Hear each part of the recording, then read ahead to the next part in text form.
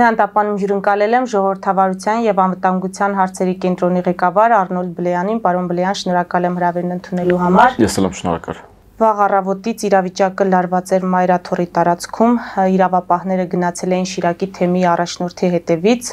ինչպես տեսանք, երկու անգամ փորձ արվեց նրան տեղափոխել քննչական կոմիտե, բայց հավաքված քաղաքացիներն ու հոգևորականները դա թույլ չտվեցին։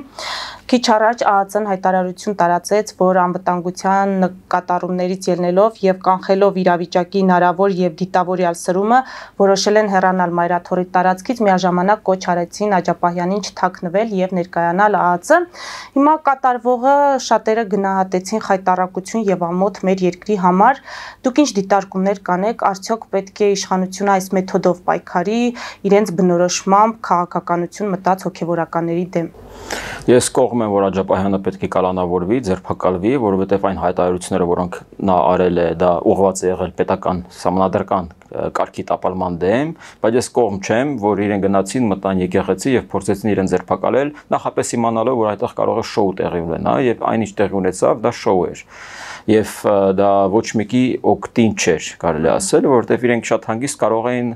օպերատիվ տեղեկություններ իմանալով, հավաքելով թե նա որտեղ է լինում, շատ հանգիստ մեկ այլ տեղում իրեն ձերբակալել առանց դեմականացմանը։ Հետևաբար ես չգիտեմ թե ԱԱՑ-ն նախապես ինչ է մտածել, երբ որ գնում էր ներս, փորձում էր ձերբակալել իրեն, եւ ես շատ գոհ եմ, որ իրենք հասկացան, որ պետք է դուրս գալ, եւ ես հույս ունեմ, որ Աջապահյանը այնքան գիտակից կլինի, որ ինքնակամ կգնա, կներկայանա, որովհետև ես չեմ պատկերացնում, թե ինչքան պետք է նա թաքնվի եկեղեցիում, ի վերջո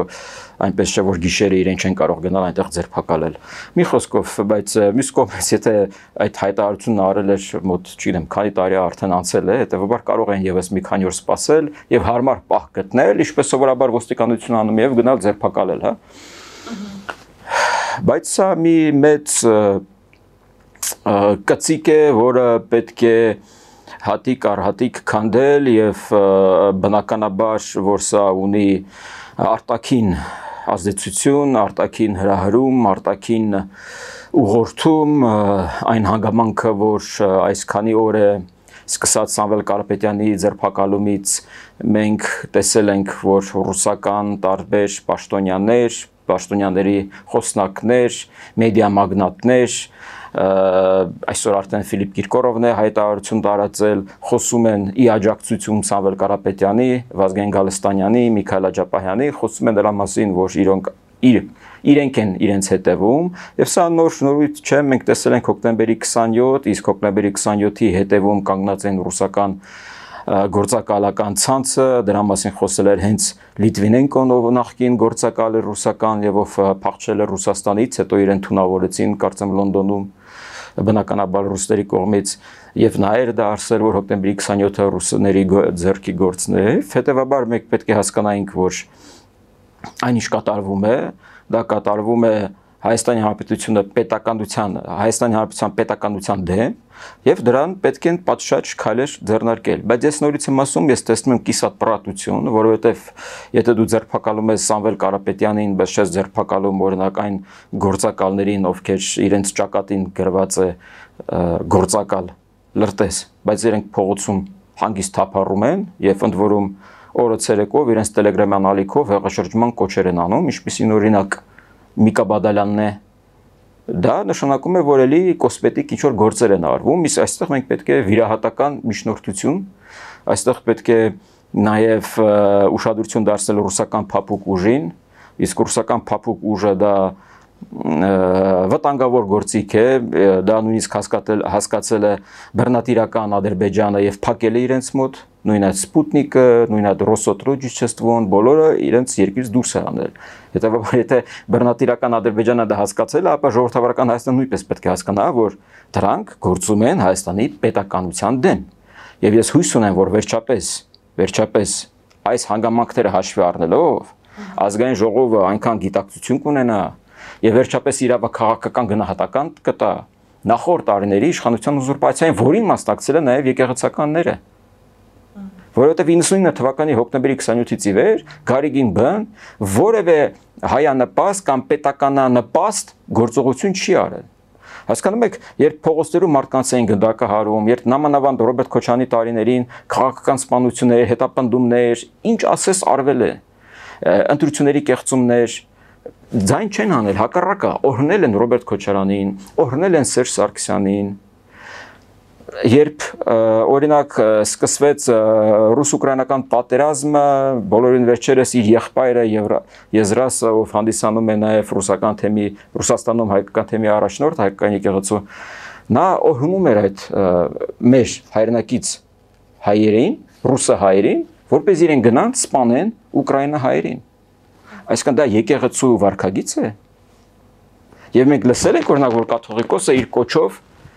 դիմի Ուկրաինա հայերին, դիմի ռուսը հայերին, ասի մի սպանեք իրար, վերադարձեք Հայաստան, հա, ինչ-որ մի տես խոսքով հանդես գա, խաղաղարարական խոսքով հանդես գա, ոչ։ Պարոն Բլեյան, դուք արտաքին հետք եք տեսնում եւ այդ հետքը կապում եք Ռուսաստանի հետ։ Ընդդիմությունն էլ է արտաքին հետք տեսնում իշխանության վարած քաղաքականության մեջ եւ ասում է Թուրքին են ծառայում։ Այս մարդիկ այսօր էլ հավաքվածները վանկարկում էին թուրք եւ հավանաբար նկատի ունեին իշխանության եւ իրավապահ մարմինների ներկայացուցիչներին։ Հիմա եկեղեցին թիրախավորվում է նաեւ թուրք-ադրբեջանական տանդեմի կողմից։ Բա սա ինչպես հասկանալ։ Տարիներ շարունակ դա մենք լսել ենք, դա նույնպես ռուսական գիծ է, բոլորին վերջերս Սոլովյովը երբ խոսում էր, Նիկոլ Փաշինյանին անվանեց թուրքամետ, ինչ-որ մի հատ բառակապակցություն օգտագործեց, խոսեց Արցախից, չգիտես ինչի հիշեց, գիտեք ինչ կա, նույն կերպ իրենց կարել է վանկարկել, իրենց անվանել ռուս, այդ թուրք վանկարկողներից, թարպես դեմ են ինչ որ մեկին փորձում են վիրավորել ազգային պատկանելիությամբ, կլինի դա թուրք, կլինի դա ռուս կամ մեկ այլ, որովհետև բոլոր ազգերի մեջ էլ կան լավ ու վատ մարդիկ, այնպես չէ որ մեր հայերի մեջ չկան մարդիկ, ովքեր շատ ավելի վատն են, կամ ինչ որ մի թուրք կամ ինչ որ մի ռուս կամ ինչ որ մի ադրբեջանցի։ Եվ հետեւաբար այստեղ իրենք փորձում են հուզական կապ ստեղծել, այստեղ իրենք փորձում են ցույց տալ, որ Նիկոլ Փաշինյանն աշխատում է Թուրքիայի վրա, իսկ իրականում այս ամենը գործում է ընդդեմ հնարավոր խաղաղության համաձայնագրի կնքմանը, որովհետև երբ օրինակ պարզ դարձավ, որ միգուցե Հայաստանն ու Ադրբեջանը սկսեն Կիրանցում դելիմիտացիա եւ դեմարկացիայի, ինչ ստացվեց։ Նույն այդ եկեղեցականները շարժում սկսեցին ընդդեմ դելիմիտացիա դեմարկացիայի։ Ինչու՞։ Որովհետև դա ռուսական պրոյեկտ է։ Բայց դա չխանգարեց, որպեսզի իրականացվի այդ հատվածում։ Շատ լավ եղավ, որ չեղավ։ Եվ հիմա այս հատվածը ամենապաշտպանված հատվածներից մեկն է։ Ռուս-ադրբեջանական հատվածի։ Այժմ երբ հնարավորություն կա, որ միգուցե ի հեճուկս Իլհամ Ալիևի այդ վերբալ նախապայմանների, մեղադրանքների եւ վայրագությունների, հա, իրենք կարող են գնալ խաղաղության համաձայնագրի ստորագրմանը։ Լավ, իսկ ինչու է Ռուսաստանը դեմ, չէ, հարց է առաջանում։ Լավ, Ռուսաստանն ինչ, Հայաստանն ու Ադրբեջանը, ընդ որում իրենք խոսում են, որ իրենք կողմ են դրան։ Որովհետեւ հայ-ադրբեջանական հարաբերությունների կարգավորմանը կհետևի հայ-թուրքական հարաբերությունների կարգավորմանը սահմանի բացմանը։ Հայ-թուրքական սահմանի բացում նշանակում է կախվածության նվազում Վրաստանից։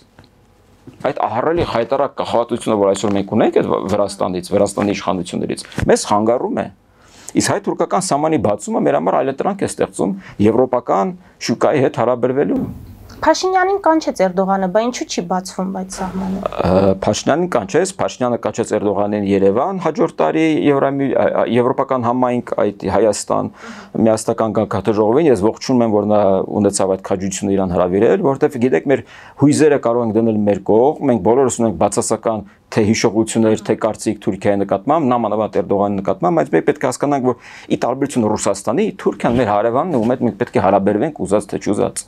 Շատ լավ, Ռուսաստանը չխանգարեց եւ Փաշինյանը այցելեց Թուրքիա։ Եվ բայց արդյունք կարծես թե չունենք։ Դե արդյունք դե միանգամից չի լինում, արդյունքին պետք է սպասենք։ Չի կարող այդ ամեն ինչը միանգամից տեղի ունենա։ Դուք հիշում եք, երբ սահմանը բացեց Թուրքիան եւ մենք կարողացանք Սիրիային օգնել, ուղարկել հումանիտար օգնություն։ Ինչ վայրագություններ լսեցինք ադրբեջանական կողմից։ Ադրբեջանը սարսափում է, երբ նա լսում է հայ-թուրքական հարաբերությունների կարգավորումից, որովհետև նա հասկանում է, որ հենց հայ-թուրքական հարաբերությունները եթե կարգավորվում են միջև հայ-ադրբեջանական հարաբերությունների կարգավորումը, նա այլևս չի կարողանա որքան հնարավոր է թանկ գնով վաճառել հայ-ադրբեջանական հարաբերությունների կարգավորումը, որովհետև նա այսօր հասկանում է, որ հայ-ադրբեջանական հարաբերությունների կարգավորումը ավելի շատ ձեռնտու է Հայաստանին, քան իրեն, քան իր ռեժիմին։ Եվ նա սպասում է, թե ինչպես կարող է վաճառել այդ հնարավորինս թանկ։ Եվ այստեղ ես տեսնում եմ, որ Միացյալ Նահանգները շատ գործուն աջակցություն կարող ունենալ, հաշվի առնելով Դոնալդ Թրամփի արդեն երկու հաջողված փորձը՝ Պակիստան, Հնդկաստան, Իսրայել, Իրան։ Իհարկե, Ուկրաինայի եւ Ռուսաստանի պարագայով հաջողության չի կարողանա հասնել, բայց այս պարագայում միգուցե նա կարողանա մի մեծ գործարք առաջարկել, որի ժամանակ Իրանը նույնպես կարող է արդեն ներգրաված լինել, որովհետեւ Իրան միջև պատերազմը եւ Իրանը պատերազմից հետո լրիվ ուրիշ Իրան է։ Ես կարծում եմ, որ Իրանը հիմա շատ ավելի կառուցողական կլինի, Իրանի իշխանությունները, նույնիսկ Այաթոլլահն շատ ավելի կառուցողական կլինի եւ հնարավոր է մի մեծ գործարք ընկնեն, Դոնալդ Թրամփից արդեն տեղեկություն կա, որ իրանք 30 միլիարդ դոլարի օգնություն են ուզում տրամադրել Իրանին միջուկային խաղաղ ուրեմն իրենց գործառույթների համար։ Պետք է աշխատենք, բայց պետք է աշխատենք Թուրքիայի հետ ուզած թե չուզած։ Մենք այլ տարբերակ չունենք։ Եթե մենք որոշենք, որ Թուրքիան մեր մշտական թշնամին է եւ պետք է այդ սահմանը փակ պահենք, բոլորս մեր տները վաճառենք, տեղափոխվենք, արտագաղթենք, որովհետեւ կենսունակ երկիր չի լինի։ Կդառնա ֆորպոստ, ինչպես եղել է։ Չենք կարողանանք իրապես անկախ եւ ինքնիշխան պետականություն ունենալ։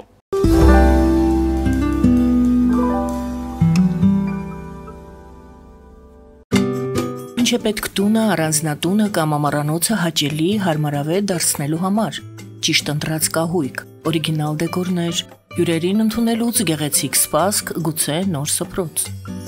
60-ից ավելի ճանաչված եվրոպական բրենդների ինքնատիպ, չկրկնվող եւ մատչելի ընտրանին Fortuna Home and Country House խանութ սրահում։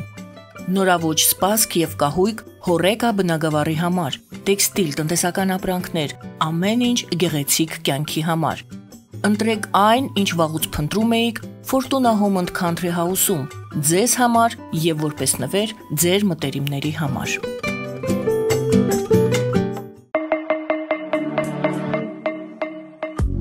Յուրաքանչյուր զարդ գլուխ գործոց է, պատրաստված ամենայն ճշգրտությամբ եւ կրքով, որոնք կընդգծեն ձեր անհատականությունն ու գեղեցկությունը։ Մեր զարդերը պարզապես աքսեսուարներ չեն, այլ սիրո խոստովանություններ, որոնք կդառնան ձեր հիշողությունների խորհրդանիշը։ Դրանք ձեզ կդարձնեն ոճային եւ գրավիչ։ Ձեր պատմությունը սպասում է։ Ֆելիչե ժամանակակից ատամնաբուժական կլինիկա։ Այստեղ հարմարավետությունն ու խնամքն առաջնային են։ Այստեղ կիրառվում են ատամնաբուժական ամենաժամանակակից տեխնոլոգիաներ, ճշգրիտ ախտորոշում, արդյունավետ բուժում, նուրբ փորձառություն եւ անհատական մոտեցում։ Սկսած սովորական մանրուքներից մինչև առաջադեմ ընթացակարգեր, այստեղ դուք գտնվում եք բարձր որակավորում ունեցող եւ փորձառու ատամնաբուժական մասնագետների ձեռքերում։ Մեր բարեկամական եւ հյուրընկալ անձնակազմն այստեղ է յուրաքանչյուր այցը հաճելի դարձնելու համար։ Ֆելիչե, ձեր առողջ եւ ամենաերջանիկ շպիտը սկսվում է այստեղից։ Եկեք եւ բացահայտեք նորարարության փորձագիտության եւ կարեկցանքի կատարյալ համադրությունը։ Երևան շիփինգ, սենսացիա ստեղ, հա։ Այո, ճիշտ եք եկել։ Սանդրոցներ Երևան ուղարկելը $2.99 օթանավով։ Այո։ Իսկ եթե դոլար ուղարկես, դոլար ստանան։ 1%, հա։ Այո։ Իսկ որ տանեն տուն հասցնեն, էլի 1%, հա։ 2%։ Երասը ծրի է, էլի։ Ժողովուրդ սենսացիա, ծրի է։ Նորթ Հոլիվուդ կլենդել։ Jackpot հագուստի վաճառակենտրոնը վերաբացվել է Թահանգա քաղաքում։ Նոր տեսականի, նոր արժեքներով ու նոր զեղչերով։ Եվրոպական հագուստ եւ կոշկեղեն կանանց, տղամարդկանց եւ երեխաների համար։ Օծաներիք, ճամպրուկներ, պայուսակներ, գիշերանոցներ, գոտիներ եւ դրամապանակներ։ Մեծ ապրանքատեսականի, մեծ զեղչերով։ Համեցեք Jackpot Թահանգայում։ Հասցեն 7057 Foothill Boulevard։ Հեռախոս 818 813 2252։ Jackpot։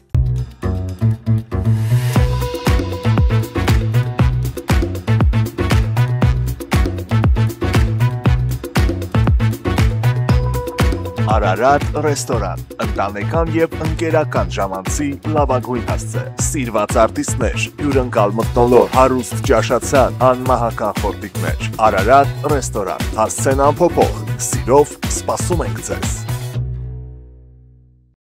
Լավագույն պաղպաղակ, բնական, համեղ եւ մատչելի գներով պաղպաղակը կարող եք ձեռք բերել բոլոր հայկական խանութներում։ Պահանջեք հայկական պաղպաղակ, Թամարա պաղպաղակ։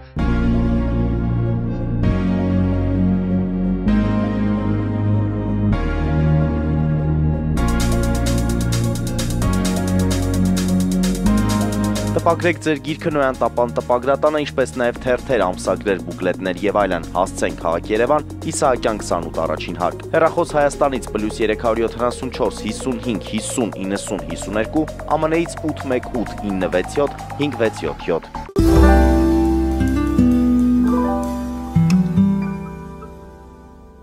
Պարոն Բլեյան, անդրադառնանք այդ հեղաշրջման պլան կոչվածին եւ հրապարակված ձայնագրություններին, պլանի հետ կապված ասում էին, ծաղրում էին, ասում էին շատ պրիմիտիվ է եւ չի կարող լուրջ ընկալվել այդ պլանը, որը որ գրվել է,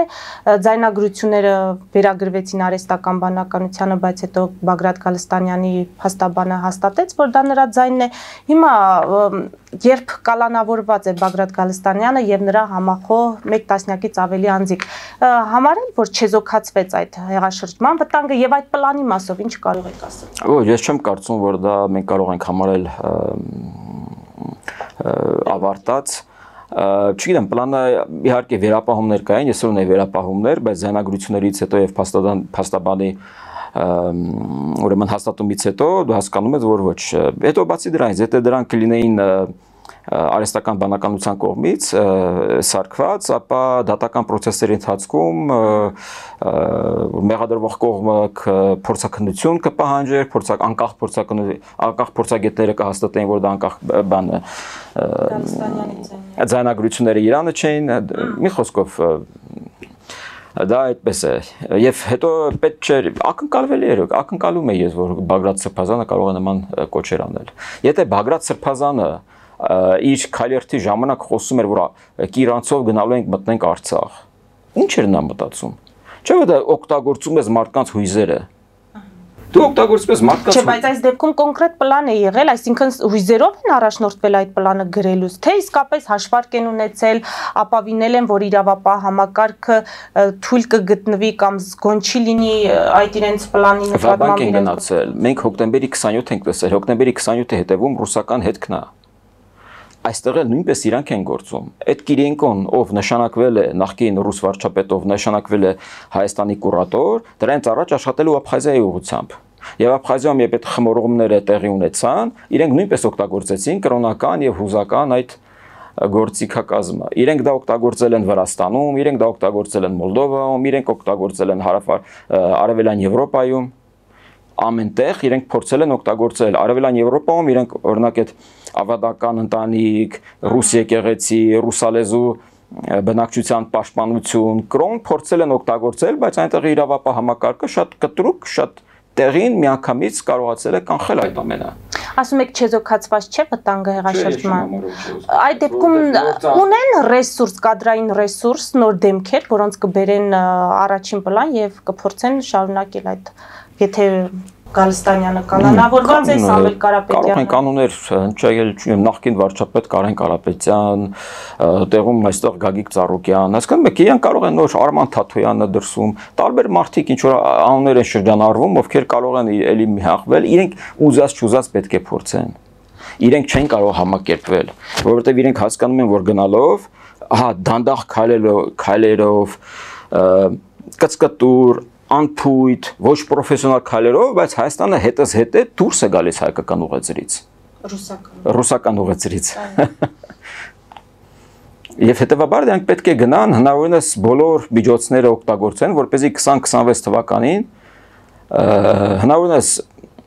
առնվազն ունենան ընդդիմություն։ Այդ ընդդիմությունը, որ իրանք ունեն ազգային ժողովում, առնվազն ունենան նույն ընդդիմությունը ազգային ժողովում, որը ողբերգություն է մեր համար։ Հայ ժողովուրդը հոգնել է այդ երկու բևեռների միջև այդ ընդվզումից։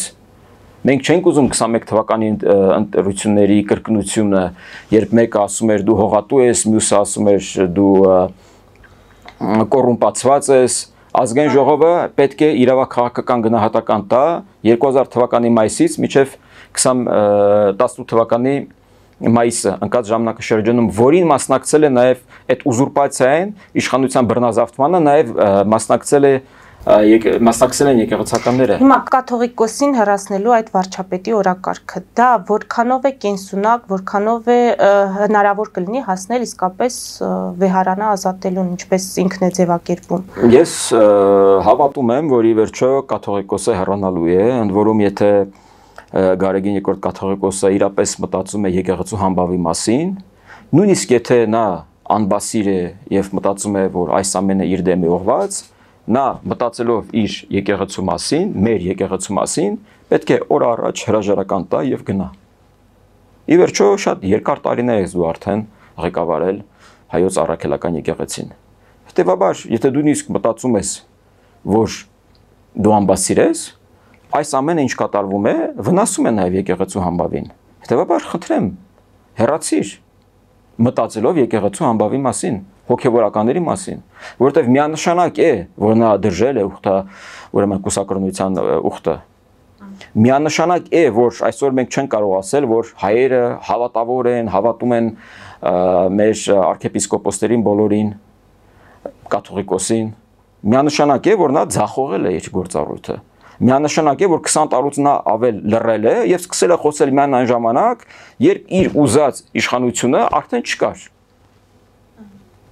Եվ ինքն է առաջինը մտել քաղաքականության մեջ։ Բայց կներեք, երբ դու վեղարը հակած գալիս մտնում ես քաղաքական process-ների մեջ ես մասնակցում, դու այլևս չես կարող պաշտպանվել վեղարով։ Դու պետք է պատրաստ լինես այդ անկանոն մարտերի։ Ինչ է նշանակում դու մտնում ես քաղաքականություն, բայց քեզ հարցադրումներ են անում, դու ասում ես ես վեղար ունեմ, ինձ այդպես հարցադրումներ մի արեք, դա ձեր գործը չի։ Դա այդպես չի լինում։ Կամ հանի, կամ հակի։ Ինչպես կարող է այդպես բան տեղի ունենալ։ Կամ դու ինչ ես մտնում քաղաքականություն։ Դու ուրիշ գործ չունես անելու։ Լիքը գործեր կան անելու։ Ընդհանրապես ամբողջ եկեղեցին պետք է վերափոխվի, սահմանադրությունը պետք է փոխվի, միապետականություն, միապետական համակարգը պետք է եկեղեցուն փոխվի։ Ինչ պետք է օրինակ կաթողիկոսը անմահ, ցմահ այդպես ղեկավարի։ Կամ այդ բուրգը ինչ պետք է այդպես աշխատի։ 45 թվականին կարծեմ ընդունել այդ սահմանադրությունը, որը չի համապատասխանում 21-րդ դարի իրողություններին։ Այնտեղ լուրջ գործեր կան եւ ես հույս ունեմ, որ Կտրիշ Ներսիսյանը օր առաջ կհեռանա։ Պարոն Բլեյան, ո՞րն է առաջին նախագահի շահը այս ամենում, նա ընդունեց կաթողիկոսին եւ առհասարակ կոնկրետ դիրքավորված է ընդդեմ իշխանությունների։ Ես ցավով ընդունեցի այդ լուրը, որ Լևոն Տեր-Պետրոսյանը սկզբից այցելեց վեհապարին, հետո վեհապարը այցելեց Տեր-Պետրոսյանին եւ նա ընդունեց իրեն, իսկ օրինակ 2008 թվականին չէր ընդունում մարտի 1-յան դեպքերի ժամանակ, գիտեք, ես վստահ եմ օրինակ Ռոբերտ Քոչարյանի նպատակադրումների մասով, ես նաեւ գրեթե վստահ եմ 3-րդ նախագահի մասով, բայց այնուամենայնիվ առաջին նախագահի մասով ունի վերապահումներ, մտածում եմ, որ ի վերջո նա այնքան խոհեմ կլինի եւ կմտածի Հայաստանի Հանրապետության պետականության մասին։ Դուք կարող ես չսիրել իշխանություններին, ելի մի սիրի իշխանություններին, բայց դու առաջինը պետք է մտածես քո պետականության, քո երկրի մասին։ Ի վերջո դու նաև պաշտոնաթող նախագահ ես, պաշտոնաթող նախագահները ունեն այն ճկունությունը, որպեսզի խոսեն անցյալից, բացահայտումներ անել, մեմուարներ գրել, որոնք ինչ մութ անկյուններ մեր պատմության մեջ կլուսաբանեն եւ որոնք կնպաստեն Հայաստանի Հանրապետության պետականության ամրապնդմանը։ Բայց Տեր-Պետրոսյանը 18 թվականից ի վեր հակառակն է անում։ Համագործակցում է երկրորդ եւ երրորդ նախագահների հետ, համագործակցում է Դաշնակցության հետ, ում նա փակել էր իր տարիներին։ Այսինքն 18 թվականից ի վեր իր գործունեությունը լրիվ հակասում է նրան, թե ինչով էր նա զբաղված իր նախագահության օրոք կամ իր ընդդիմադիր քաղաքական գործունեության ժամանակ։ Հետևաբար այստեղ հարցեր կան, ես դժվար եմ պատկերացնում, թե Տեր-Պետրոսյանը ինչ է ուզում անել, հա, այս իր արդեն հասուն տարիքում։ Ամփոփելով պարոն Բլեյան, վերջին տեղեկությունը այն է, որ Աջապահյանը կարծես թե պատրաստվում է ներկայանալ քննչական կոմիտե, նաև Էդմոն Մարուքյանն է հայտարարությամբ հանդես եկել, ասում է Հովիկ Աղազարյանին եւ Ասլանյանին առաջարկել եմ իմ թեկնածությունը վարչապետի հանել եւ առաջադրել Միքայել arczepiskopos Աջապահյանին։ Ինչ են մտածում, երբ այսպիսի հայտարարություն են անում։ Փաստորեն նոր խոսում են եւ ես հույս հայտնեցի, որ Միքայել Աջապահյանը այնքան գիտակից կլինի, որ ինքնակամ կգնա կհանձնվի եւ փաստորեն այդ լուրը, այդ հույսս հաստատվեց։ Ես միայն ծիծաղ եմ առաջացնում Էդմոն Մարուքյանի հայտարարությունը, որովհետեւ թարապես քաղաքականությունից զուրկ եւ անբովանդակ հայտարարություն է, ինչ է նշանակում օրինակ Աջապահյանի թեկնածություն։ հա, ինքը կանադական քաղաքացիություն չունի, այդ իսկ պատճառով առաջարկում են Աջապահյանի։ Աջապահյանից ինչ վարչապետի տեխնացու։ Այսինքն մեկ էսօր տեսանք, թե նա ոնց էր հայեում, ոնց էր տիրոջ անունը տալիս, բայց այլ նպատակ ունենալով, հա, ճակերտների մեջ օգտագործելով այդ բառը։ Միքայել Աջապահյանը, եթե խոսում է երկրում ռազմական հեղաշրջում իրականացնելու ցանկությունից եւ կարողությունից, ապա լուսավոր Հայաստան կուսակցությունը, որը լիբերալ, ազատական, հա, կուսակցություն է, դրա ղեկավարը, ինչպես դրան կարող է կողմ լինել։ Այս ինչ աբսուրդ է։ Հասկանում եք որն է։ Լավ, եթե նա լինի ինչ-որ ազգայնական կուսակցություն, ես կհասկանայի։ Նույնիսկ պահպանողական կուսակցությանը ես կարող եի դա հասկանալ, բայց դա նշանակում են այն գաղափարները, որ դու դրել ես քո կանոնադրության մեջ, կուսակցական, թերապես կապ չունեն քո պատկերացումների հետ։ Լավ, մի կողմ դնենք, որ նա միանշանակ ամեն անգամ խոսում է հանուն Ռուսաստանի, հանուն ռուսական շահերի, հանուն այդ վայրակ, ցեղասպան, պատերազմ վարող ռուսական իշխանությունների։ Լավ, բայց դու Աջապահյանին ինչպես կարող ես նման առաջարկություն անել, երբ նա բառացի է,